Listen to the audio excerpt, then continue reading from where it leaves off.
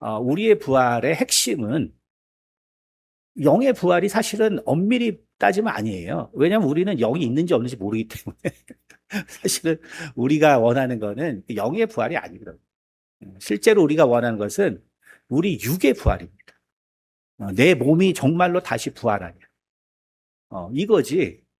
뭐 영이라는 거는 뭐 우리가 있는지 없는지 알지도 못하는데 우리가 그것을 바라는 게 아니잖아요. 우리는 사실 육의 부활을 바랍니다. 그리고 부활이라는 것은 육의 부활입니다. 우리가 예수 그리스도를 안다면 영원히 변하지 않는 것은 우리 육체밖에 없습니다. 왜냐하면 부활할 때. 그러니까 여러분, 그래서 육체라는 것이 엄청나게 중요한 겁니다. 근데 우리가 이것을 항상 잘못 알고 살죠. 잘못 알고 살아요. 그것이 아니라 우리에게 정말 중요한 것은 사실은 육체예요.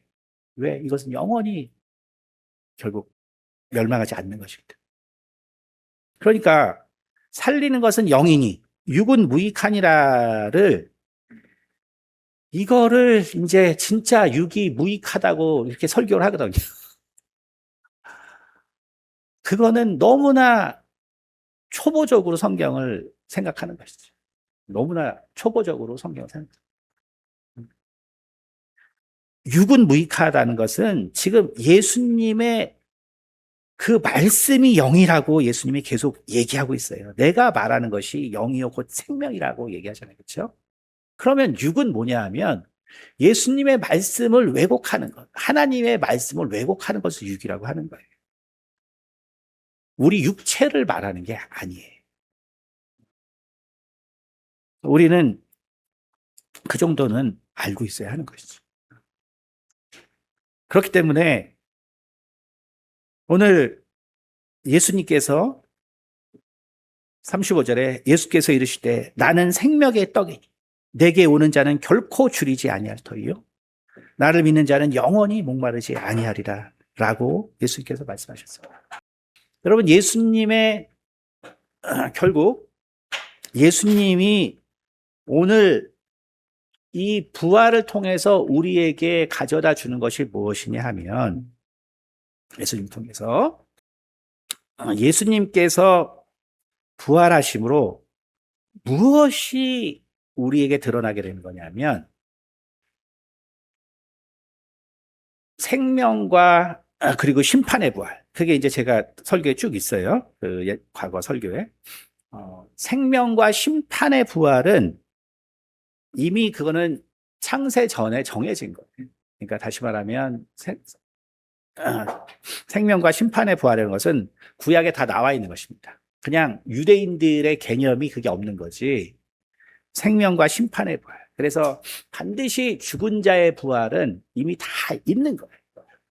그러니까 예수님께서 부활했기 때문에 산자와 죽은 자의 부활이 있는 게 아니고 산자와 죽은 자의 부활은 이미 구약에 다 기록이 돼 있습니다. 구약에 다 기록이 돼 있어요. 다만 사두개인들은 모세 오경만을 봤기 때문에 주로 산자와 죽은 자의 부활은 모세 오경 외에 우리가 보는 나머지 구약의 책에 많이 나와 있죠. 그래서 이사야서나 예레미야나 에스겔이나 이런 데 결국은 산자와 죽은 자의 부활에 대해서 나와 있거든요. 그러나 이제 모세 오경만을 믿는 사두개인들은 부활이 없다라고 얘기하는 것이지, 구약에 바로 생명과 심판의 부활은 다 기록이 되어 있습니다. 그러면 예수님께서 그러면 이 오늘 부활을 통해서 그럼 우리에게 무엇이 결국은 드러나게 된 것이냐? 40절 보면 내 아버지의 뜻은 아들을 보고 믿는 자마다 영생을 얻는 이것이니 마지막 날에 내가 이를 다시 살리리라 하시니라. 그렇죠? 어떻게 하냐면은 바로 5장 28절에 이미 미리 말씀하셨어요. 그게 뭐냐면 이를 놀랍게 여기지 말라. 무덤 속에 있는 자가 다 그의 음성을 들을 때가 오나니 선한 일을 행하는 자는 생명의 부활로 악한 일을 행하는 자는 심판의 부활로 나오리라. 그러니까 생명의 부활과 심판의 부활은 이미 다 구약에도 기록해 있는데, 근데 예수님의 부활을 통해서 결국 요한이 말하고자 하는 것은 뭐냐면, 어떤 방법으로 부활을 준비할 것인가와, 그리고 그 부활의 실제 과정은 어떻게 진행될 것인가에 대해서 요한이 이야기한 거예요. 그래서 요한이 어떻게 바로 이 부활이란 사건에 우리가 참여할 것인가, 이것이 바로 뭐냐 하면은 바로 오늘 성찬이다라고 얘기하는 거예요.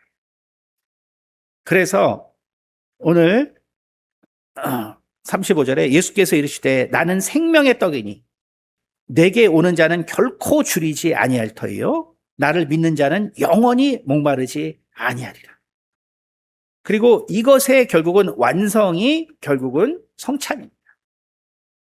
여러분, 그러니까 우리가 성찬이라는 것의 의미는 뭐냐면, 거기에는 또한 우리가 그 성찬을 통해서 우리가 부활할 수 있는 자로서의 준비가 된다는 거예요.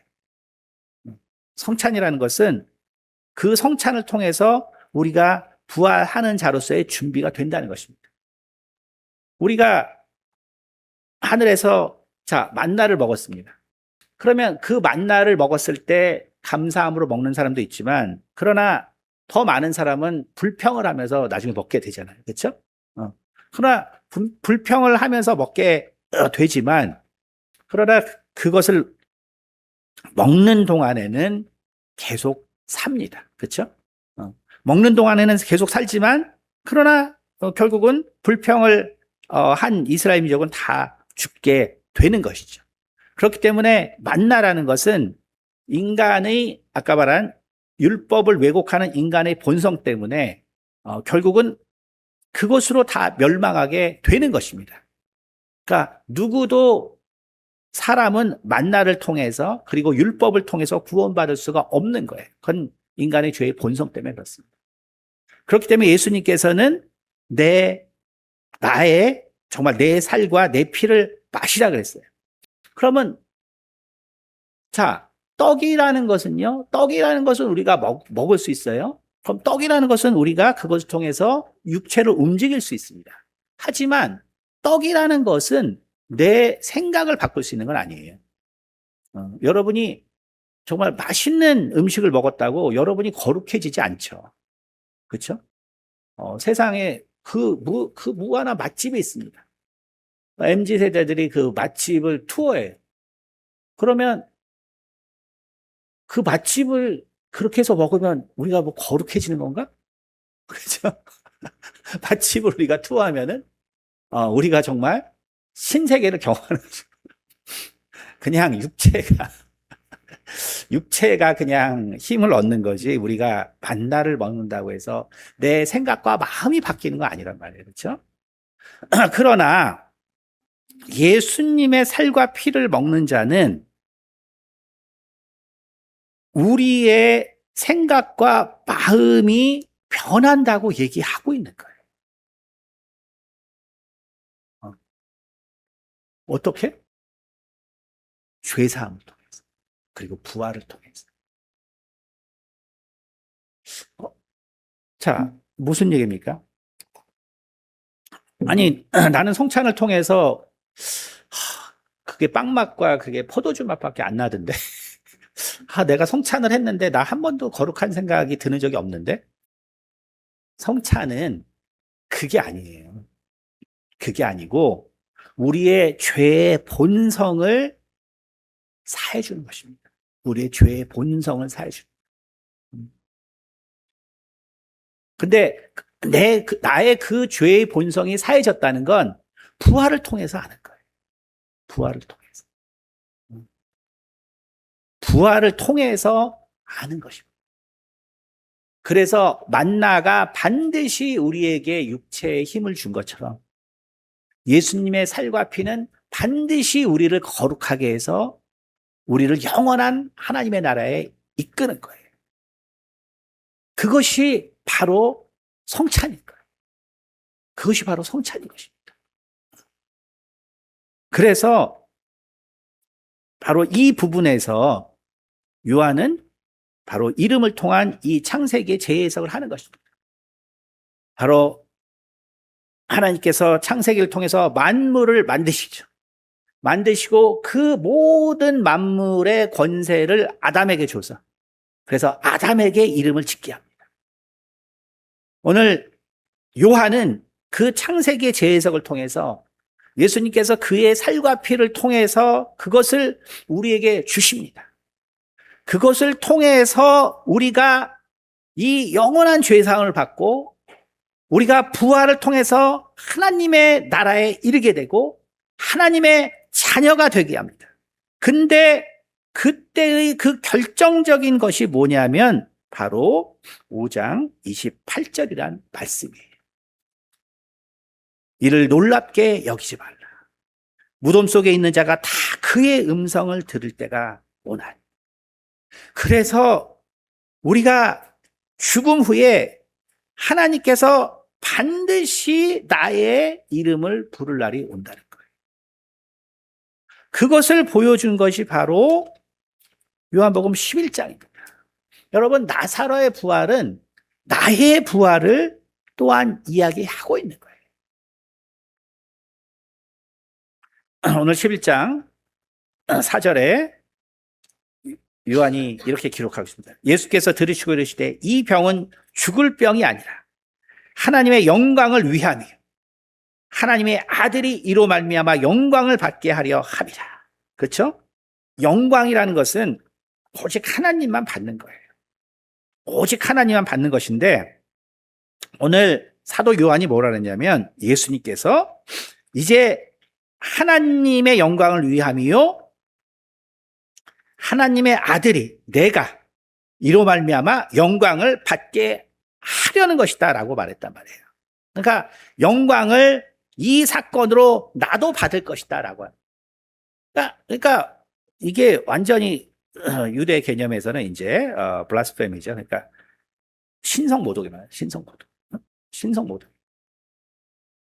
하지만 이것은 예수님이 결국 하나님이란 결정적인 증거가 됩니다.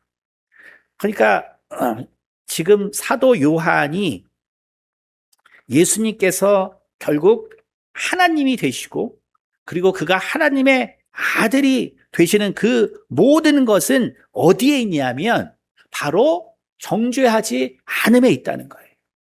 그래서 아버지가 정죄하지 아니고 그것이 요한복음 5장 우리가 지난주 설교처럼 아버지가 정죄하지 아니하시고 내가 정죄하지 않고 너희를 정죄할 것은 따로 있으니 곧 너희의 좋아하는 바로 모세율법이라 그랬단 말이에요. 모세율법은 우리를 정죄하는 법이 근데 아니라는 것이죠. 인간이 그것을 왜곡했다는 거예요. 그래서 부활의 능력, 생명의 능력, 다시 말하면 왜 우리에게는 부활과 생명의 능력이 없냐면 우리가 정죄하기 때문이라는 거예요. 우리가 서로를 정죄하고 우리가 서로를 판단하기 때문이라는 거예요. 예수님께서는 결국 아버지에게 무엇을 배웠냐면 정죄하고 판단하지 않고 심판하지 않은 것을 배웠다는 거예요. 그것을 배웠기 때문에 예수님에게는 결코 정죄함이 없기 때문에 그렇기 때문에 예수님에게는 부활이 능력이 있고 생명이 우리에게 나타나는 것입니다.